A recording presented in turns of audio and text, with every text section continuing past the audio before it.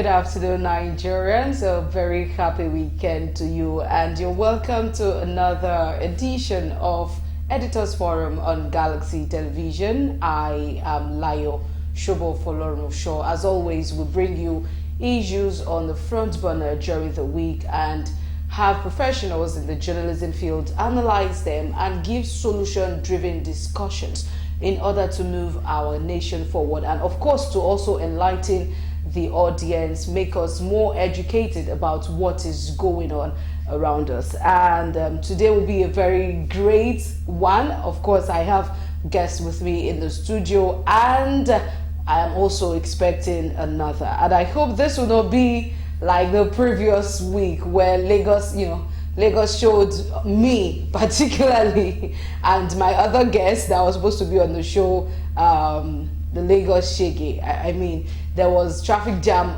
all over Lagos over the past weekend, and unfortunately my guests couldn't be here, but definitely with the other guests in the studio we had a very, very, very robust conversation.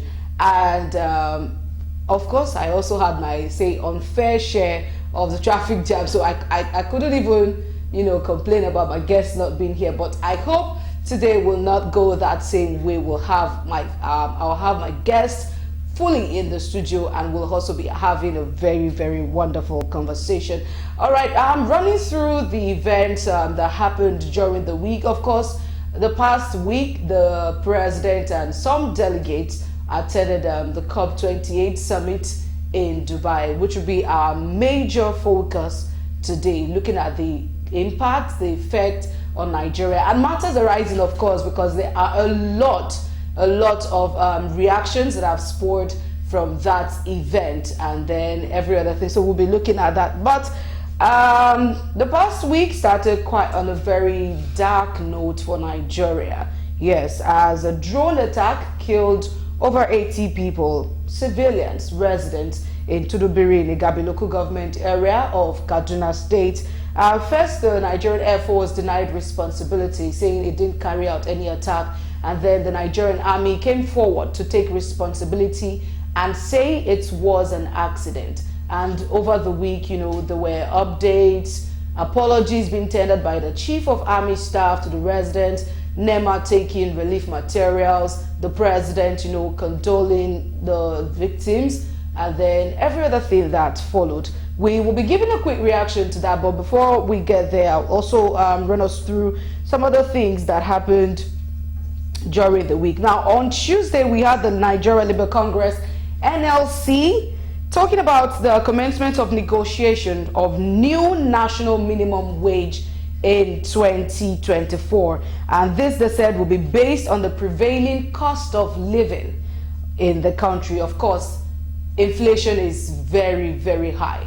And there is a popular slang in the streets now: the cost of living is about killing the living. That's not supposed to be funny. It's really a huge thing happening in the country. And so NLC is saying, come 2024, they are going to be looking at a new national minimum wage that will commensurate with the living condition, the cost of living in the country. And then on Wednesday, this has been on ground. The Nigerian Judicial Council has recommended 11 Supreme Court justices, because at the moment the Supreme Court has just 10 justices on its bench, and the constitutional requirement is 21. We ought to have 21 judges. So the National Judicial Council had recommended the appointment of 11 Supreme Court justices, 1 justice of the Court of Appeal, 6 heads of courts, and then 26 other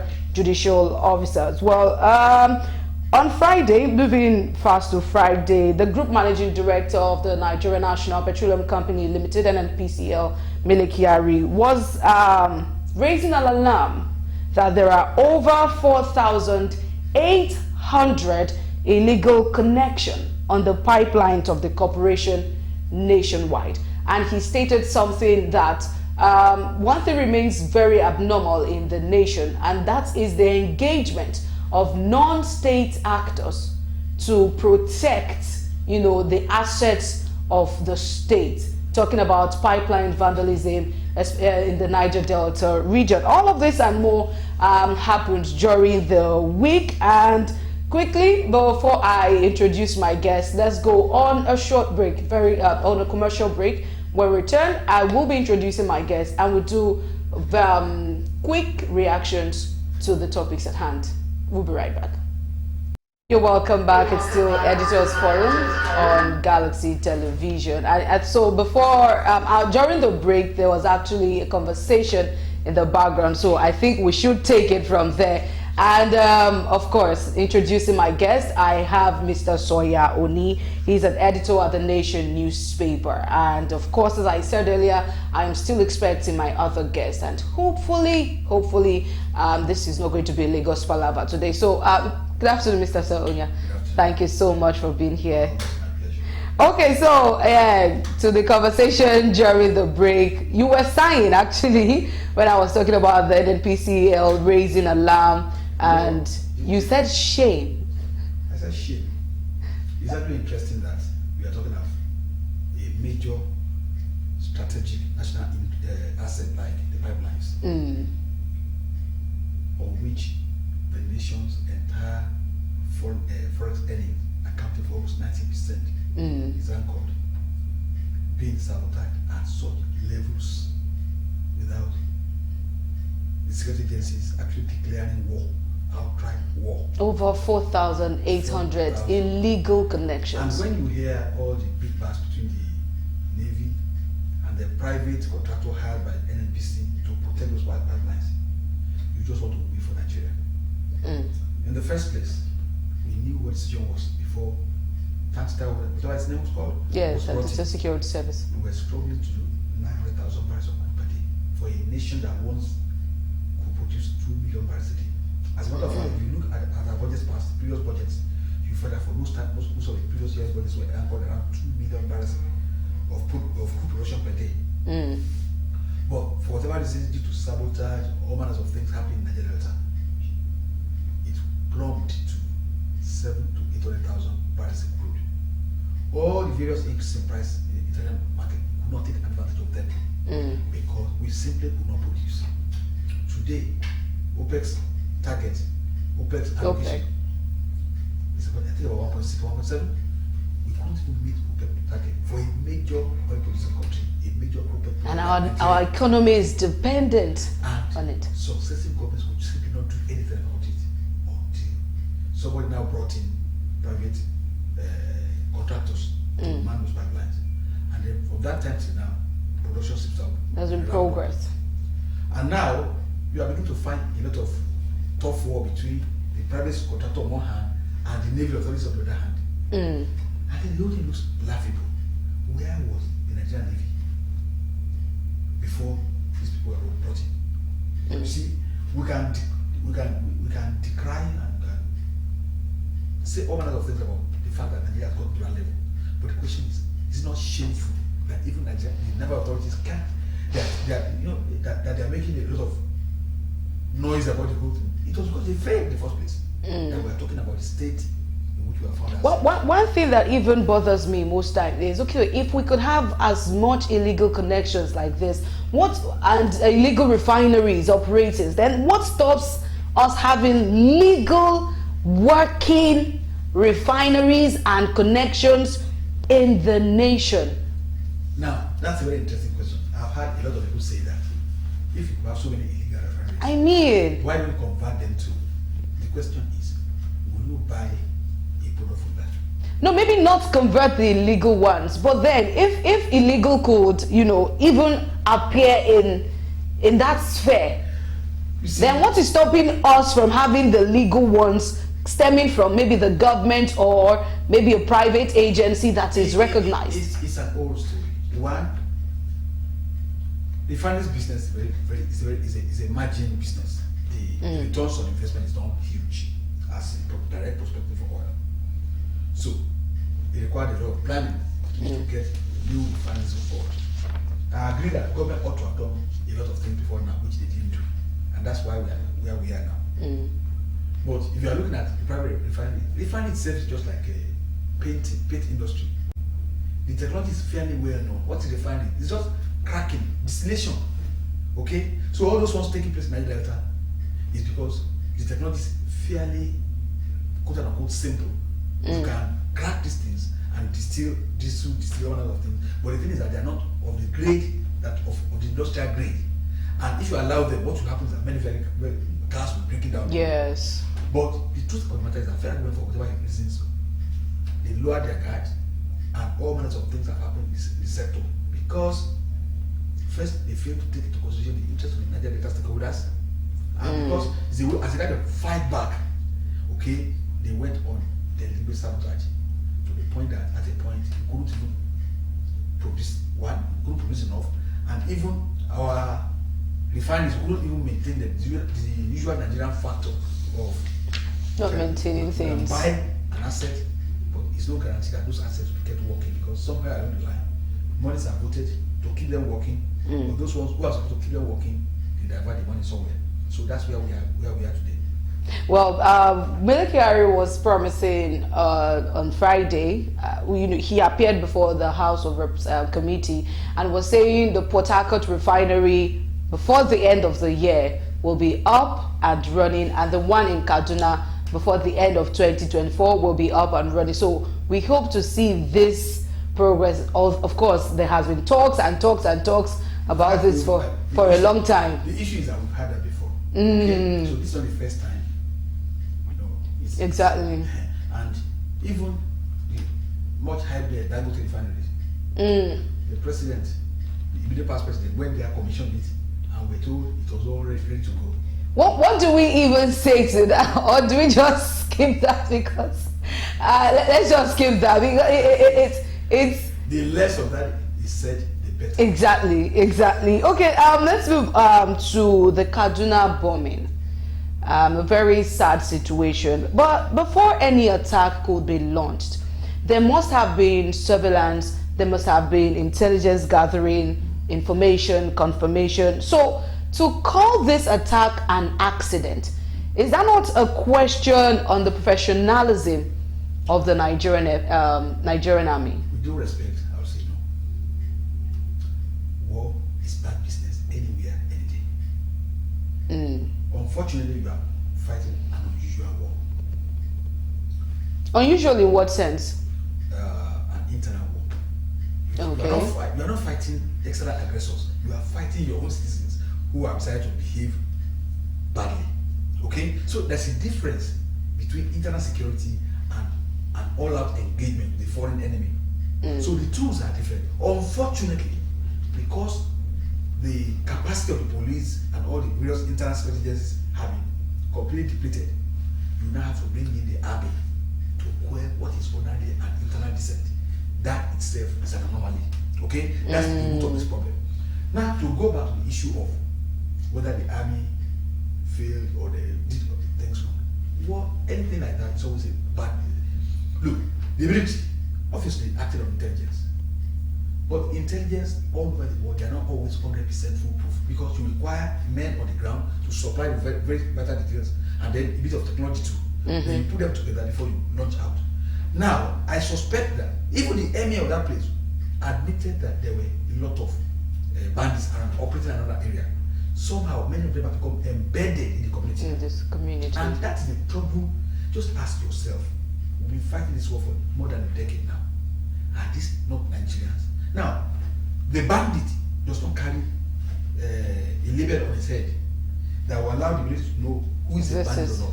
All that requires for somebody to take off a whole building is just somebody walking here casually with a bomb in his pocket. They got the intelligence, but somewhere along the line, something went wrong. And it happened. And my own, it's not all this noise about recrimination, the duty, they did this, they did that. Because you see, these are also Nigerians who have families. While you are in your bed sleeping, they are there out in the field trying to secure Nigeria. The thing to do is to undertake a proper investigation to see what went wrong, to understand the issues so that it does not happen again. Because it's happened before now. We had one in Borno, Ran, where an IDP was bombed. We've had one also, so many of something that's happened before. So rather than see that again, like every Nigerian trying to say, crucify the army, I think what we need to do is understand what exactly went wrong. And I'm happy the federal government has always already said, investigate. Yes. Let's wait Yes. until the results come in. But to now begin to blame the military, I think it's a bit too premature at this point. All right. Okay. We'll hinge it on that. And then going to NLC, the new minimum wage. Before we delve into the main topic of the day, what do you have to say to that negotiation on Now, new minimum wage first, we must admit that things have gone really bad in the country? economy. The bag of first now cost the other day, I asked someone, said 60,000. Yes.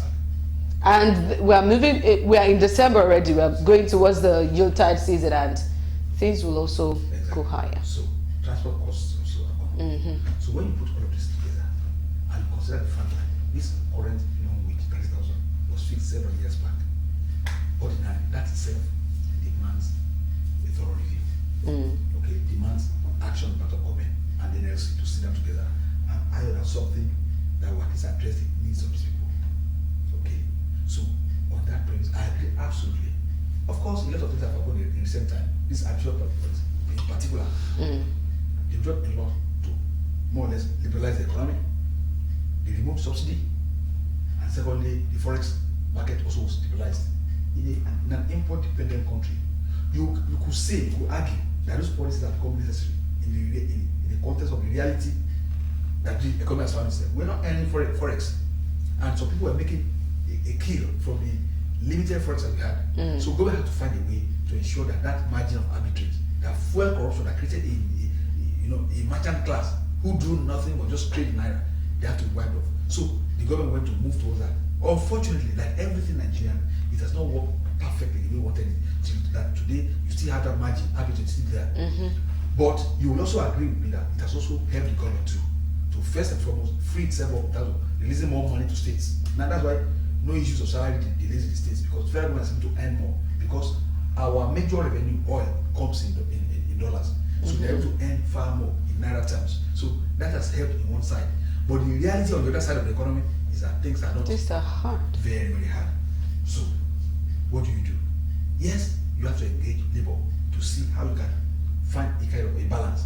For me, really, labor is more than deserving. Sorry, the worker is more than deserving of an enhanced package. How to bring that about without also, today inflation is about 27%. The last MBS figures 27%. Now, how do you increase wages or improve wages without also further pushing that up? So that's a critical challenge facing the government. I agree there's a lot of things that government can do. It's not just about wage awards. Exactly. Public transportation system. Even the wage award, how many people will that get to? In the sector, okay? You are talking the entire country today, those people who are in the formal sector, they are probably maybe about 2 or 3% of the population. And then you increase the wages for those ones, what happens to the informal sector? So that's where the government needs to sit down with labor to organize. Yes, labor naturally defends the interest of the workers, that's the organized workers. But who defends the interest of the lumpen, what they call the lumpen proletariat, the ordinary man on the streets, who has nowhere to run to, who has no organization to confront the government, and who can withdraw his services? Even the private sector, were there things put in place to implement the first minimum wage? I was going to mention that there are some states too that have not been paying the minimum wage. So now talking about an increase, so what happens? There has to be implementation policies in place. And every wage increase also comes with its own trade-offs, because the more you spend on recurrent, of course, it pushes up your recurrent expenditure, and then that also means a corresponding reduction in the amount available on capital spending. And you need a lot of capital spending to inflate the economy, because that's actually the critical part that renews the economy, that regenerates the economy for the benefit of everybody. Because if you're able to do more roads, okay, it means, for instance, you can transport those goods easily and cheaper. And more easily, okay. If you're able to do more infrastructure, of whatever types, that has a way of probably broadening the base of the economy. People can earn more money, people can grow the economy and earn more wealth to ultimately stimulate the economy. So the government is actually a kind of balancing process. The government has to sit down with labor, and that's why I'm happy that the initial they wanted to rush these things. I said, look, it requires a bit of, a more strategic approach. Okay, I'm happy now. I'm beginning to see some CNG buses compressed natural gas process. Oh, you have? In Lagos here? Yes, between Ogun State boundary and Lagos now. I think I need to travel to that area. They deploy a few of them, but want to see more of some things deployed in Lagos. Mass transportation in Lagos, for instance. They mentioned the red line. The governor said, is it December? This is December. We expect to see the red line put to work. Or at the very latest by first quarter of next year, so that Nigerians, Lagosians can move freely. At least that will bring down substantially the cost of transportation. Okay. As we can obviously observe on the roads now, you are seeing until a few days back, maybe because of the festivities of Christmas and Yuletide, you are beginning to see more cars on the road. Before now, I could drive from my office almost closing my eyes because the roads were quite free. Vehicles on the road because people have become more conscious, more cost conscious. Talking about the CNG though, I just want to put this out to Nigerians, especially those in the oil and gas sector. Now, CNG is different from LNG. No, different. Please don't let us have an increase in the price of LNG that we use for cooking because we are talking about CNG buses, because that happens a lot in Nigeria. Take a look at when the president said fuel subsidy is gone, and then the following week the price of fuel skyrocketed, and NNPC was still saying we still have fuel in stock that will take us till the end of June, but unfortunately, so please, those in the oil and gas sector in Nigeria, stakeholders, we know CNG, compressed natural gas, is different from LNG that we used to cook. So please, even the price of that is very high at the moment. I mean, I remember in 2018, I was filling 3 kilograms for 800 naira. If it goes high, it is 900. So it's between 800 and 900. But now 1 kilogram is 1,000 naira and more in some areas. Please, let's not hear the case of CNG buses are coming in and then we are having to fill 1 kilogram of LNG gas for 2,000 naira. Please, let's not have that. The same condition that govern CNG also governs LPG. Over the course of years, federal government had failed to do the needful. Nigeria is a naturally blessed, talented country. We are blessed with natural gas. But you see, it exists in the soil. It will require investment to bring it out to the table. So over the course of years, the federal government, the downstream investment, okay, the last mile investment that is required to bring it to the table is not there. For instance, there's no reason why all those companies around the Ikeja should not depend absolutely on gas. Okay, because we have gas, all we need to do is just convert them, produce them to what we use, dry gas, and pipe them to all those industries that need them. Okay, it's because of the failure of the government to do that that is responsible for this hike.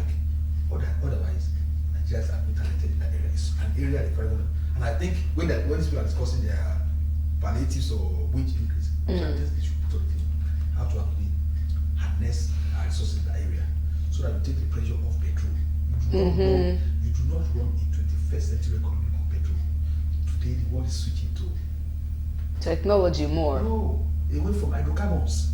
Oh, that's why transitioning. Yes, we are already transitioning. Okay, and Nigeria, you see cars on the road using petrol. It's wasteful. It is wasteful. And that should lead us to the UN Climate Change Conference, COP30. That is the major topic of the day. So let's go on this break to see this report. When we return, the conversation continues. Do stay with us. Thank you so very much for staying with us. And now, of course, we are moving to the UN Climate Change Conference, COP28 Summit, which held from 30th November rather. Will be ending finally 12th of December. Of course, Nigeria was there and so many other nations. But first of all, to look at the issues around. There has been a very great outcry on the number of delegates. Before we delve into the summit itself, what it means for Nigeria, let's look at the reactions to the number of delegates. So 422 were officially sponsored by the federal government, and we had over 1,400 from different sectors. The explanation I understand from that is the federal government reaches out to sectors to ask for delegates, people who will be, representing them, and they compile a list. Or that is according to. You just look. You could sit down in your house if you are interested person you want to attend the conference. Mm-hmm. Go to their website and apply, and you'll be listed as part of Nigerian delegation there. You see, it's like a global summit of people who believe they have something to say or something to hear or some views to push across. It's like an open market of ideas thing. So I know a lot of Nigerians who have applied, but who eventually change their mind and say, that's when they say they're not going. Okay, that's what usually happens. But you see, because of our Nigeria's natural, how do I say, distrust in government. We are angry. Nigerians are angry. You see, when you hear the figure 1,000 something, what are they doing there? And they believe it's the government that sponsors them. I know some young journalists who attended, who are still there now, who are sponsored by some NGOs, foreign NGOs. So it's a normal thing. But even if you ask me, I'll still tell you that 422, that's still a bit too high for me, way too high for me for a federal government delegation. What are they doing there? Okay, only few people have, of course, you needed a secretariat, okay, and then a few key staff, and then of course the president, because also there are also proposals for bilateral yes, engagements. Definitely. And a few ministers who have roles that touch on COP28 and all of those things. Those are necessary. But the huge figure, and that's the part of Nigerian story. You see, the bad also gets to overshadow the good. No matter what message very well took that place now seems to have been overshadowed by the poor handling of the membership, of the number that went there, And it's not surprising. It's not entirely a surprise to me that. But one thing I have also said in all of this is, so other nations also have a huge number of delegation attending, and this is not even Nigeria problem. In Namibia, for instance, there was, I don't want to say a war, but there is a problem with the president because all of his 4 children attended the summit as delegations. He, his wife, of course, okay, they attended, and all 4 children. Now, I tried to check out the children. One of them is running an NGO, but the NGO deals with children, feeding children and everything. So, I couldn't wrap my head around it. Why did the president have to have his family members, and all of, so as much as yes, Nigeria is not the only nation with delegates, but I also feel like as you said, key stakeholders are who we need, because 422 people, lodging, taking care of them, welfare and everything is actually a lot. And of course, the presidential candidate of the main opposition party has come out to say the president has turned the summit to an Owambe party. Okay, so I think we are all agreeing then, Nigerians, that delegation list, the number is too high. We could do better. In the UN General Assembly meeting, the last one, the Federal actually wrote a memo that only people who have things to do there should be on that list, on that delegation. There was a lot of scrutiny.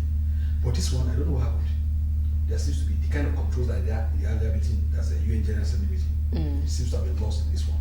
But I think for me, it's a learning curve for Nigerians too. It shows that every action of government is scrutinized. It's a good thing that Nigerians are getting more interested in the activities of their leaders. Because you see, we are talking about our activities are extremely tough for ordinary Nigeria. And then you go about, we moved from Prado Jeeps to this. 160 million naira each. You see, what kind of messaging? You see, at every turn, you come with issue of what exactly you try to message Nigerians. And things are tough. But you live in luxury, you live in opulence. There's no way you convince a Nigerian that going to COP is all about defending our interests. All they're thinking about is the extra code that the officials will collect. And not, in all fairness to them, they also collect, in truth, they collect the extra codes. At whose expense? From the post, from our very depleted foreign exchange. And our budget that is not even balanced, that we have to borrow. So it is a legitimate area of interest for every Nigerian. Yes, the issues there, they are global. They are very urgent, they are pressing. But then the question is, if you are looking at the Naira in value terms, do we derive? Because at this time now, we're talking of every kobo spent, derive equal, if not commensurate value for every kobo that gets spent from our treasury. And that's what Nigerians are worried about. That this one is a no one bed. The number of people, there's no way you can defend 422 people or the list of federal government. What are they going to do? Okay, maybe we should ask them. Everyone attended, minus the president. What did they do? What did they do? And tell us to justify in monetary terms they are out in there. I think it will be a good conversation for Nigerians. It's okay. All of them, please publish an open letter. Okay, to all media. So which agency or ministry do we post that to? Do we give that to the CSO, civil society organization? Because that is not labor. And I think even Joe Ajero was also at COP28. Yes. I think it's very simple. Just write each of them. Okay, my stewardship. This is what I went there to do, and let's see how many of them will write and then justify what they went to do. Okay, so talking about the conference itself, as we were talking about, key stakeholders were supposed to be there. Now, this issue that this summit, this conference seeks to address, is it our core? Is it our major issue in Nigeria? Because as far as Nigerians are concerned, we have more important issues to deal with. We have our insecurity, we have our economy and everything. Of course, yes, climate change is a global, but is it really Nigerian issue or Nigerian thing? Let's not deny what's obvious. The world is in crisis in terms of the climate change. As a young man, I used to travel to Maiduguri, the Chad area. The entire area that used to be massive complex water body is all dry land now. All the various issues of insecurity in the northeast actually started because farmers just discovered they could no longer practice their vocation. You used to travel to Bagai in those days to go and buy fish. You see northern fish in Nigeria, this blackfish is from the northeast. You can't see them anymore because the rivers are all dried up. That's climate change. It has dislocated the people around. I'm talking of millions of people around that area, and the result is that many of them they are no longer able to find something to do, and so they've taken to arms, all manners of things that we see. So sometimes these concepts seem so far-fetched for us because we don't see it, in tangible terms. But the reality is they are with us. Last year, I'm sure you saw video images. Lokoja, the conference town, the waters of Niger met. Almost half of the entire state capital was taken over by waters, by the water body. I'm talking the two waters of the Niger and is that not reality? All of this didn't happen before now. But looking at now the transition to green economy, we were talking about something during the break too. Is that really a problem for Nigeria or the created by Nigeria? Let's look at the problem that is there now. It's still a bit futuristic. That if you don't take the steps you need to take now, you are likely to see worse problems. A 1 centigrade increase in global temperature, the consequences on global will be so devastating. That's why everybody is now coming. If we don't stem this crisis now, where will we need to? Today, you are seeing people being dislocated. You are seeing people around Lake area, and you see government destroying homes because people are built on water bodies. Because there is nowhere to contain. Urbanization is growing, population is not growing, and the earth surface is not growing. Man, because of our technology, we are able to reclaim all of these lands. But the reality is that we do not. We've got mankind has pushed things to its limits. So now, what do? First, you could slow down the increase in the global temperature. And how do you do that? You reduce your consumption of petrol, hydrocarbons, okay, and switch to less carbon dioxide emitting substances. Okay? That will have greater impact on the greenhouse gases to reduce the effect of global warming. That's where all this transition is coming. How do you get to that point? It means first and foremost, you have to reduce your consumption of hydrocarbons, invest massively in alternative technologies. Now the argument is this: the developed countries in the world, they are the ones that put us in this. That is the point I actually wanted you to make. So much. Their high technologies are the ones that produce all the things that we require. And now, because they are so wealthy, they have so much stock of wealth, they can afford to now transit. Now, the rest of the world, the developed countries that are just learning to hold their ground. Even for the first technology, we are not there yet. They are not even there yet. They are leaving that technology for and say, sorry, you have to join us in this new technology. And we say, no, not so fast. You put us into this mess. Now you have enough wealth to take yourself out of the mess. But how about us? How do you get us to this place without providing some kind of institutional support? In fact, what I call financial muscle to enable us transit to these new technologies that you're talking about. That is the crux of all these debates about the world. Because today, we are more or less become the one defending the universe. We still have massive tropical forests. Africa And the Amazon, okay, in Latin America. They are saying, don't touch them. You say, hey, we won't touch, but at what cost to us? Yes. Because we need them to do all kinds of things. We are still felling trees because of our need for survival. So to wrap it up now this summit, how will it seems far, it seems so high to a lay Nigerian. Yeah. How does it do we feel that impact in Nigeria? How would the federal government bring it down to the layman in Nigeria?